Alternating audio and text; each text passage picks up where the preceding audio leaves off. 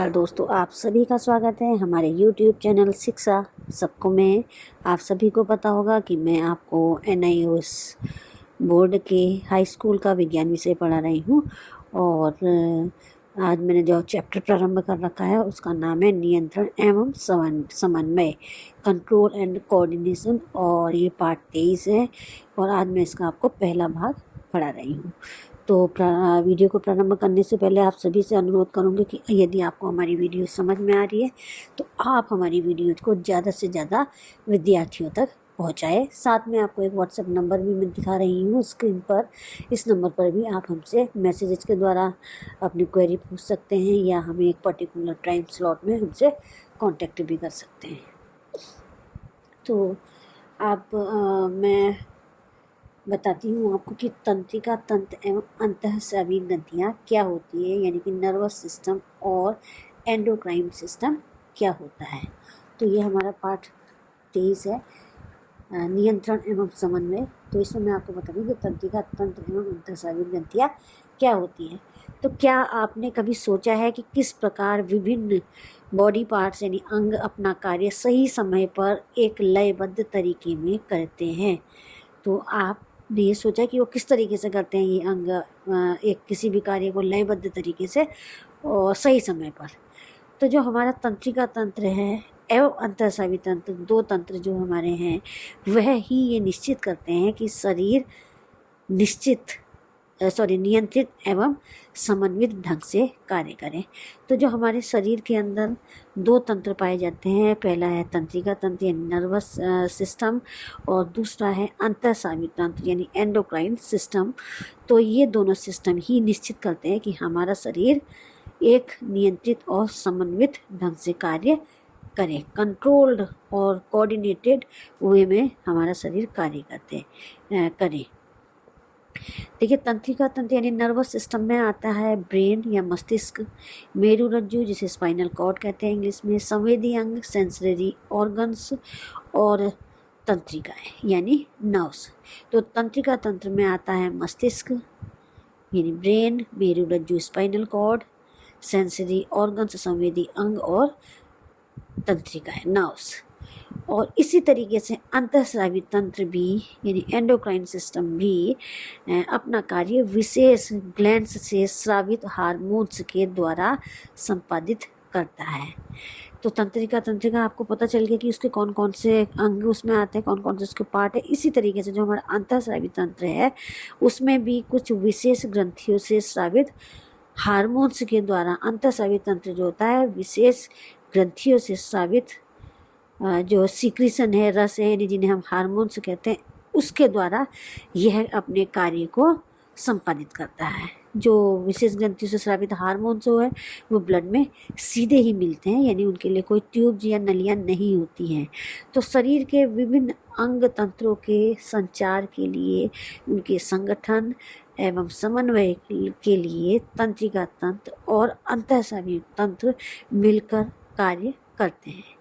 यानी हमारे बॉडी को चलाने के लिए, उसके संगठन के लिए नर्वस सिस्टम एवं एंडोक्राइन सिस्टम यानी कि अंतःस्रावी तंत्र जो है वो मिलकर कार्य करते हैं। यही यहाँ पर मैंने आपको कोऑर्डिनेशन का एक कोऑर्डिनेशन बता रही हूँ, समन्वय बता रही हूँ। तो देखिए, प्रश्न आया है इसी चैप्टर में कि अपने शरीर में होने वाली किसी क्रिया के समन्वय का उदाहरण दीजिए जो तंत्रिका एवं अंतःस्रावी तंत्र के द्वारा मिलकर किया गया हो। तो ये क्वेश्चन पूछा गया है कि शरीर में होने वाली किसी क्रिया के समन्वय का उदाहरण दीजिए, कोऑर्डिनेशन का उदाहरण देना है जो तंत्रिका तंत्र ये नर्वस सिस्टम और अंतःस्रावी तंत्र के द्वारा मिलकर किया गया है। तो देखिए इसका आंसर क्या है। हमारे दैनिक जीवन के कुछ उदाहरण हमें तंत्रिका तंत्र तथा अंतःस्रावी तंत्र के समन्वित कार्यों की जटिलता को समझने में मदद करेंगे। देखिए उदाहरण है, जैसे कि हमको भूख लगती है। आप जानते हैं हमें भूख क्यों लगती है? क्योंकि हमारे शरीर को ऊर्जा की आवश्यकता होती है, तब हमें भूख लगती है। तो जब हमें भूख लगती है तो आंखें क्या है, भोजन को देखती हैं, सेंसरी ऑर्गन है, आँखें, तो आँखें जो है वो भोजन को देखती हैं और ब्रेन जो है इस इन्फॉर्मेशन को रजिस्टर्ड करता है, यानी पंजीकृत करता है कि आँखों ने जैसे ही भोजन को देखा तो मस्तिष्क ने इस सूचना को पंजीकृत कर लिया और एक समन्वित कार्यों की एक श्रृंखला आरंभ होने लगती है। ठीक है। तंत्रिका तंत्र की जो निर्दिष्ट क्रियाएं हैं वह हाथ की संबंधित मांसपेशियां जो मसल्स हैं और अंगुलियों को भोजन उठाकर मुंह में रखने का आदेश देती है। तो सबसे पहले क्या होता है, आंखें जो हैं वो भोजन को देखती हैं, उसके बाद मस्तिष्क में ये सूचना जाती है कि खाना है, वहाँ भोजन रखा हुआ है। अब जैसे ही ये सूचना जाती है तो हमारे जो हाथों की मसल्स हैं और अंगुलियां हैं वह भोजन को उठाकर मुंह में रखने का कार्य करती है और यह आदेश उन्हें कहाँ से मिलता है, तंत्रिका तंत्र की क्रियाएं हैं ये सभी। तो ये जो मांसपेशियां अंगुलियों को जो आदेश मिलता है तंत्रिका तंत्र के द्वारा।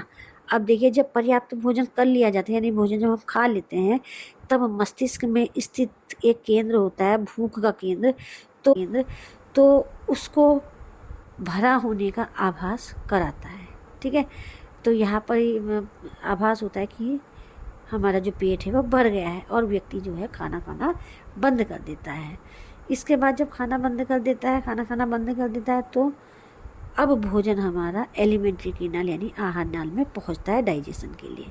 और यहाँ पे अनेक पाचक रसों के द्वारा, जैसे कि कह सकते हैं हम, जठर रस होता है जो आमाशय से निकलने वाला, जठर रस है, पित्त है, अग्न्याशय रस है और कुछ और भी रस होते हैं। वहाँ पे इन रसों का श्रावण होता है और इन रसों की सहायता से भोजन का पाचन होता है। अनेक पाचन क्रियाओं की श्रृंखला के पश्चात भोजन जो है ऊर्जा की आवश्यकता पूर्ण करने के लिए ब्लड में अवशोषित कर लिया जाता है। अब आप जान गए होंगे कि भोजन प्रक्रिया इतनी सरल नहीं है जितनी की प्रतीत होती है। तो यहाँ पर क्या है, यहाँ पर मैं आपको यही बताना चाहूँगी कि यहाँ पर हमको एक समन्वय का उदाहरण देना है, एक दैनिक जीवन की किसी क्रिया के द्वारा कोऑर्डिनेशन का उदाहरण देना है, यानी कि जो अंतःस्रावी तंत्र और तंत्रिका तंत्र दोनों के द्वारा मिलकर किया गया है। तो इसमें क्या है, सबसे पहले तंत्रिका तंत्र जो हुआ वह एक्टिवेट हुआ, भोजन को देखा आँखों ने, फिर वो सूचना मस्तिष्क में गई, मस्तिष्क ने हाथों को ऑर्डर दिया या आदेश दिया और वहाँ पे हाथों के द्वारा, फिंगर्स के द्वारा, अंगुलियों के द्वारा भोजन को उठाया गया और मुंह पर रखा गया और वहाँ पे भोजन को रखा गया। और जब हमने पर्याप्त भोजन खा लिया तो हमारे मस्तिष्क में जो एक भूख प्यास का केंद्र होता है वहाँ पर वह जो होता है भरा होने का आभास कराता है और व्यक्ति जो होता है खाना खाना बंद कर देता है। खाना खाना जब वो बंद कर देता है तो अब खाने का पाचन शुरू होता है और इस खाने के पाचन के लिए जो है विभिन्न प्रकार के रस जो होते हैं वो स्रावित होते हैं और अंतःस्रावी ग्रंथियों से भी निकलते हैं कुछ रस, उनके द्वारा अब भोजन का पाचन होता है। तो इस प्रकार हमने देखा कि जो पाचन की क्रिया है, भोजन के पाचन की क्रिया है, उसमें पाचन की क्रिया खाने से उठाने तक से लेके पाचन की क्रिया तक जो है वह तंत्रिका तंत्र एवं अंतःस्रावी तंत्र के द्वारा मिलकर की गई है। तो यहाँ पर हम देख रहे हैं कि जो भोजन की प्रक्रिया वो इतनी सरल नहीं है जितनी की प्रतीत होती है। तो यहाँ पर उपरोक्त उदाहरण से हमें स्पष्ट है कि तंत्रिका तंत्र एवं अंतःस्रावी तंत्र दोनों मिलकर एक टीम की तरह कार्य कर रहे हैं। इस उदाहरण से आप अगर देखें तो यहाँ पे आपको साफ दिखाई देगा कि तंत्रिका तंत्र और अंतःस्रावी तंत्र जो हैं वो दोनों एक टीम की तरह हमारे कार्यों को कर रहे हैं, शारीरिक कार्यों को, और कंट्रोल और कोऑर्डिनेशन हमारी बॉडी का बनाए रखे हैं। ठीक है। अब है प्रतिवर्त क्रिया किसे कहते हैं, यानी रिफ्लेक्स एक्शन किसे कहा जाता है। ये मैं आपको छोटा सा टॉपिक एक बात क्लियर कर रही हूँ। तो प्रतिवर्त क्रिया या रिफ्लेक्स एक्शन किसे कहते हैं, किसी उद्दीपन अर्थात स्टिमुलस, या हम कह सकते हैं कि वातावरण में अचानक होने वाला परिवर्तन के प्रति बिना सोचे समझे होने वाली अनुक्रिया को प्रतिवर्ती क्रिया कहते हैं। यानी किसी जो बाहरी वातावरण में अचानक जो परिवर्तन होता है उसके प्रति बिना सोचे समझे होने वाली जो हमारी रिएक्शन होती है उसी को हम प्रतिवर्ती क्रिया या रिफ्लेक्स एक्शन कहते हैं। ये क्रियाएं स्वयं होने वाली क्रियाएं हैं, यह जीव की इच्छा के बिना ही होती है, अर्थात ये किसी उद्दीपन के कारण होती हैं। बाह्य वातावरण में अचानक होने वाले परिवर्तन स्टिमुलस के कारण होती है और यह स्वतः ही होती है। इसमें जीव की इच्छा का कोई भी कार्य नहीं होता है, जीव अपनी इच्छा के बिना होता है। तो उदाहरण क्या है रिफ्लेक्स एक्शन या प्रतिवर्ती क्रिया का? जैसे किसी गर्म वस्तु को छूने से जल जाता है हमारा, तो हम तुरंत हाथ को हटा लेते हैं, तो वहाँ पर हम सोचते नहीं हैं। जैसे हमने गर्म चीज़ को टच किया, हमने हाथ एकदम से उठा लिया, तो ये रिफ्लेक्स एक्शन का उदाहरण है। दूसरा है खाना देखकर मुंह में पानी आना। अगर आप खाना देख रहे हैं, बहुत स्वादिष्ट खाना रखा है बाउल्स में, तो आप देखेंगे आपके मुंह में स्वतः ही पानी आ जाएगा, तो यह भी रिफ्लेक्स एक्शन की एक क्रिया है। इसी तरीके से सुई जब आपकी उंगली में चुभती है तो आप अपनी उंगली को हाथ को हटा लेते हैं एकदम से, तो ये भी प्रतिवर्ती क्रिया का एक उदाहरण है।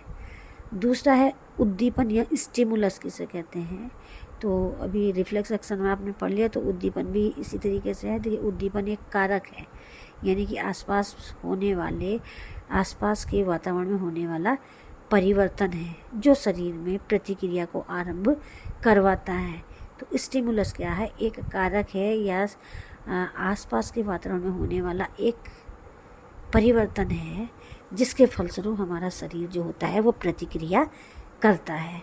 ये उद्दीपन जो होते हैं विभिन्न प्रकार के हो सकते हैं, जैसे शारीरिक स्पर्श, छूना, शारीरिक रूप से छूना, चुभना, दबना, दबाव, या गर्मी या ठंड, ऊष्मा या ठंड, ये सभी जो होते हैं उद्दीपन या स्टिमुलस कहलाते हैं। तो आज की वीडियो में इतना ही। तो मैंने आज आपको एक उदाहरण दिया नियंत्रण एवं समन्वय का, अपने दैनिक जीवन से एक उदाहरण आपको दिया, और आपको हमने बताया कि प्रतिवर्ती क्रिया क्या होती है और स्टिमुलस यानी कि उद्दीपन किसे कहते हैं। तो ये थोड़ी बहुत मैंने आपको जानकारी दे दी है। अब आगे का इस चैप्टर के नए टॉपिक्स और पढ़ने के लिए आप मेरी नई वीडियो का इंतज़ार कीजिए। तब तक के लिए धन्यवाद।